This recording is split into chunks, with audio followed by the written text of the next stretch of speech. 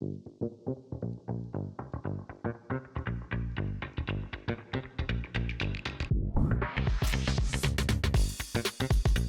m'appelle Roland Beaumanoir, voilà, j'ai 74 ans. Je suis dans ce métier du textile depuis une bonne cinquantaine d'années, voilà. Je suis malouin, breton. Je suis au départ un commerçant lambda de Saint-Malo, même de Saint-Malo intramuros. J'ai eu une ambition. Nous faisons partie maintenant, effectivement, des leaders français du prêt-à-porter accessible, parce que le luxe, je ne sais pas faire. C'est une course d'obstacles permanente, mais comme tout le monde, comme tout le monde. Un fils qui est dans l'entreprise et voilà, et qui apprend bien, qui prend des responsabilités. Voilà, j'ai à peu près fait le tour. Là, je suis un passionné de football. Voilà, c'est pour moi un exutoire. Je suis breton et bizarrement, je ne sais pas si ça a un lien, mais la Bretagne, c'est comment dire, une presqu'île. Donc il y a un comportement un peu ilien de résistance. La Bretagne, c'est loin de Paris.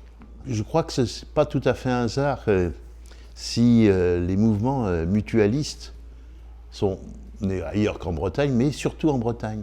Les mouvements de la grande distribution, Leclerc, Intermarché, sont des mouvements mutualistes.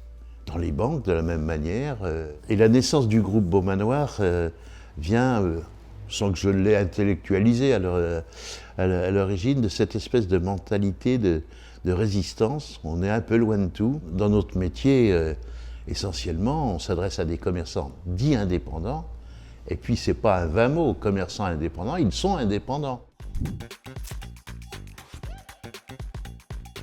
J'ai été élevé chez les curés avec un esprit un petit peu quand même de résistance. Cette autorité, entre guillemets, religieuse qui ont créé chez moi, c'est vrai, l'esprit de la polémique.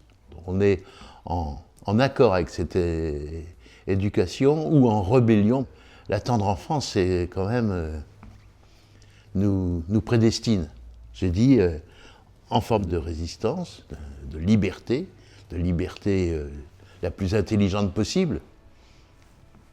Je ne connais pas quelqu'un qui ne se dit pas intelligent d'ailleurs.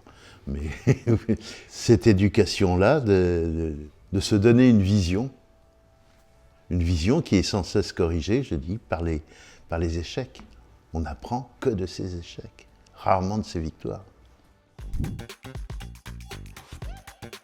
C'est vrai que je suis un peu accroché à mon rocher. Cela dit, je ne suis pas anti-parisien, j'ai appris beaucoup de choses. Paris est incontournable. Je suis un Girondin forcené, mais je suis malouin. Si je passe pas par Rennes, c'est pas facile. Si je vais pas à Paris, c'est pas facile. Donc je peux pas nourrir un anti-parisianisme.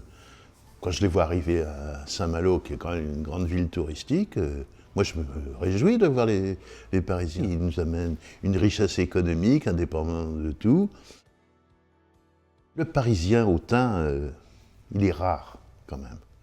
Faut ramener les choses à leur juste proportion. C'est comme dans la mode, je dirais, il y a des Parisiens ou des Parisiennes dans l'esprit au fin fond de la Bretagne, et il y a des provinciaux au cœur de Paris. La France des territoires, moi c'est la Bretagne, elle existe. Il y a plus de provinciaux que de Parisiens.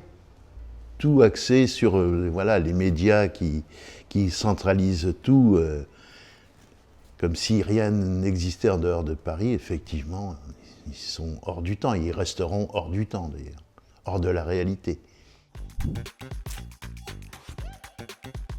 On vit pas mal en province. Non, on se plaint pas. La bien-pensance écologique fait que les écolos sont pas ceux qui font vivre la terre, mais les urbains. Un truc qui va pas là. Dans mon métier, on vit mieux en province que dans les très grandes métropoles. Ce n'est pas forcément forcément ce qui se passe à Paris qui est le reflet de la vie française. Je pense que dans les territoires, il y a beaucoup à faire.